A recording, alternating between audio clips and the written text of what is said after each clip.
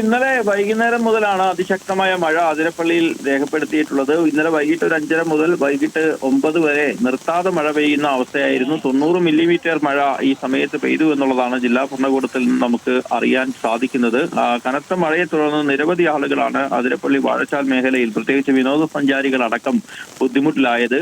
നിരവധി വാഹനങ്ങൾ വഴിയിൽ മണിക്കൂറുകളോളം കുടുങ്ങിക്കിടക്കേണ്ട സാഹചര്യങ്ങൾ ഉണ്ടായി. KSRTC ബസ്സുകളടക്കം മഴയ്ക്കൊരു നേരിയ ശമനമായപ്പോൾ വനംവകുപ്പ് ഉദ്യോഗസ്ഥരും നാട്ടുകാരും പോലീസും ചേർന്നാണ് ഈ ഗതാഗത തടസ്സങ്ങൾ നീക്കി. മരങ്ങളൊക്കെ കടപുഴകി വീണ് വഴിയിൽ തടസ്സങ്ങൾ ഉണ്ടായിരുന്നു. അതൊക്കെ നീക്കി വിനോദസഞ്ചാരികൾ അടക്കമുള്ള ആളുകളെ തിരികെ അതത് സ്ഥലങ്ങളിലേക്ക് മടക്കി അയക്കാനായത്. അതിശക്തമായ മഴയാണ് പെയ്തത്. പെരിങ്ങൽകുത്ത് ഡാമിലടക്കം ജലനിരപ്പ് ഉയരുന്നത് ഒരു ആശങ്കയായി തന്നെ ഇപ്പോഴും തുടരുകയാണ്.